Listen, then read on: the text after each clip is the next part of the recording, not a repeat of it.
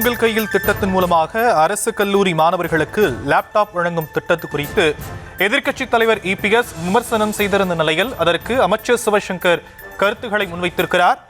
தமிழ்நாடு மாணவர்கள் உலகத்தோடு போட்டியிடும் வகையில் திட்டங்கள் வகுக்கும் முதலமைச்சர் குறித்து அவருக்கு பேசுவதற்கு தகுதி இருக்கிறதா என்ற கேள்வியை அவர் முன்வைத்திருக்கிறார். அது குறித்த அண்மை செய்தி வெளியாகியிருக்கும் நிலையில் விவரங்களையும் நம்முடைய செய்தியாளர் பாரிக் கார்த்திக் வழங்க நாம் கேட்கலாம். பாரிக் கார்த்திக், விவரங்கள்.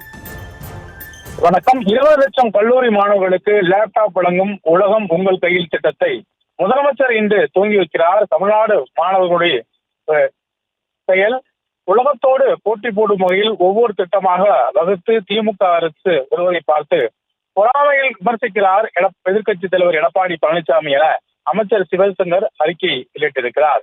நாளொரு மேடை, பொழுதொரு நடிப்பு, அவன் பேர் மனிதன் அல்ல என்றும் எம்ஜிஆர் பாடலை சுட்டிக்காட்டி இது எடப்பாடி பழனிசாமி அவர்களுக்கு பொருந்தும் எனவும் தெரிவித்திருக்கிறார்.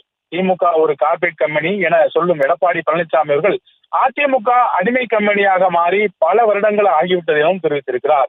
2014ஆம் ஆண்டிலிருந்து 2024ஆம் ஆண்டு வரை தொடர்ந்து 10 தேர்தல்களில் தோற்ற பழனிசாமி வரும் சட்டமன்ற தேர்தலிலும் அதிமுக ஆட்சி அமைப்பதை எந்த கும்மனாலும் தடுக்க முடியாது என்பதை கேட்டு குழந்தைகள் கூட சிரிக்கும் எனவும் தெரிவித்திருக்கிறார்.